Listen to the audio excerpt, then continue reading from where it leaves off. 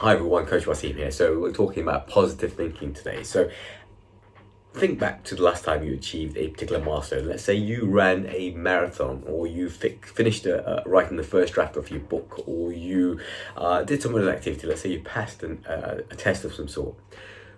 One of the things that you will no doubt have done is thought, right, I got, I got a good time in the marathon, for example, and okay, what could I have done better? I could have maybe spent more time training at a faster speed. Maybe I could have eaten a little bit more on certain days. Maybe I could have worked around my carbs a little bit more.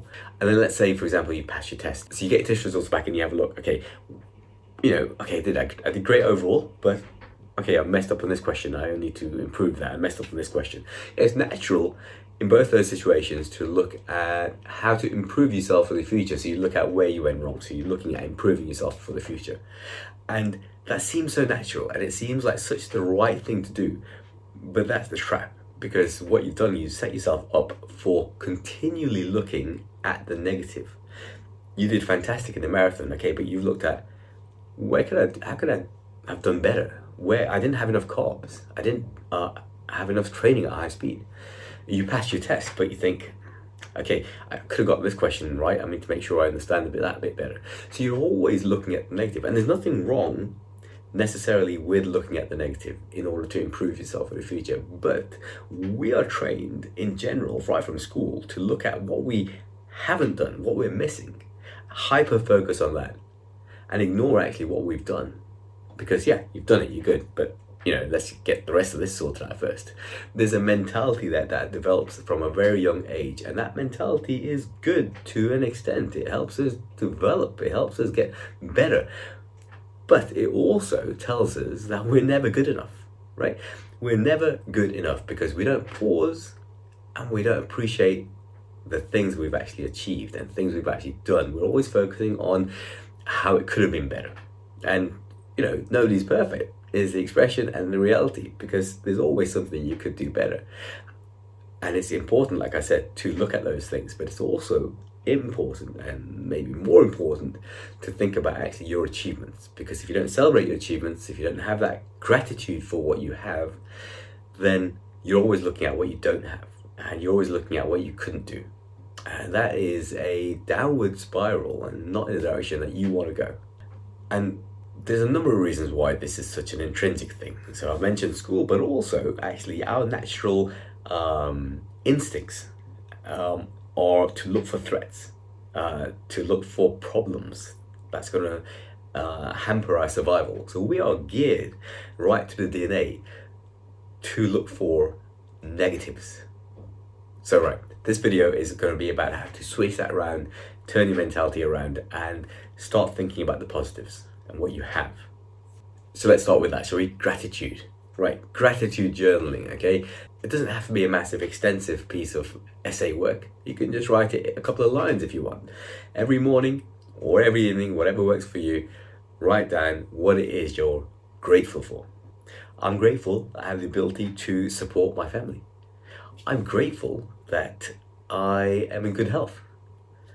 I'm grateful that a presentation I did earlier went really well. So you're thinking about all the things that you have, or that you're grateful for, that are positive, and you're bringing them out.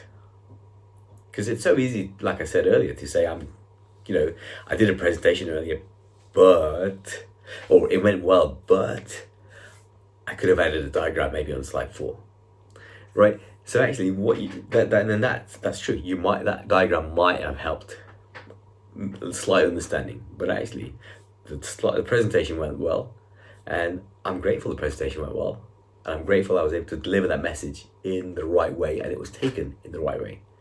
Focusing on that positive makes me feel better. I acknowledge what I did.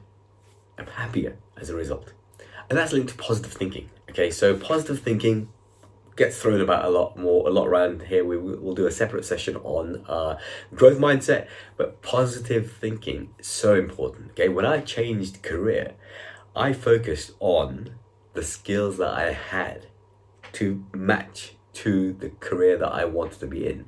I didn't focus on the skills I didn't have. That's just, again, a downward spiral. I focused on the skills I had. I was being positive about the skills, positive about the transferability of skills from one career to another. I was being positive.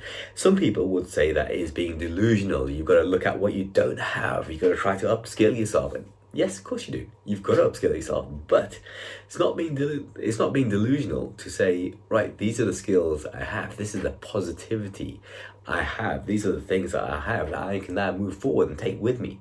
When I get to the interview, I'm so much more confident because I know about those skills and I know how they're linked to the industry that I want to join, right? I don't say I don't have these skills and I've sort of done a course which will get me sort of part way up to level to what you want. I say, yeah, I've done this course which will give me a direction on this, but I also have this which is all about this. I also have this. I have communication skills, which is what you need to deal with stakeholders in any environment. I have organizational skills, which again, organizational skills within an education system are sort of unbeatable. I have those skills which I will put towards this particular part of the job, and so on. So again, there'll be naysayers against positive thinking because they'll say you've got to be realistic, and they try to mask their cynicism under the label of realistic. But being realistic is that you have a lot of positives and you've got to highlight them to yourself in order to be able to come across in that way. And that shift in mindset from looking at your negatives to focusing on your positives, that is what's going to get you to where you want to get to.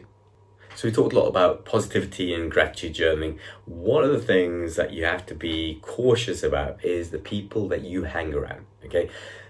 Whether that's online or in person, regardless. The people you hang around with are going to shape your identity to an extent. And in some cases to a large extent, and in some cases without you realizing, okay? So you want to make sure that you're hanging around in a positive environment. You're having positive interactions with people who are encouraging you positively, not picking holes, because again, that's part of that mentality. It's very easy to get into that sort of downward spiral if you're already thinking about your negatives and not being grateful about what you have, and your friends are doing the same thing and you're having those conversations. Again, it's just a downward spiral. So if you're planning on changing career, right, first of all, get in touch with me. I can help you and coach you through that journey. But also join groups which are positive, which are going to encourage you and have people who encourage one another to make that change and to think about the positives. So yeah, super important. And if you watched this video and you thought, okay, Coach Wasim is making a lot of sense here, but how do I start? Okay, here's how you start. Pause the video now, write down one thing that you are grateful for, okay? And then unpause the video and watch me say bye, and after I finish saying bye, press subscribe and add what you've written down as a comment on this video. All right, thanks for listening everyone, catch you all later.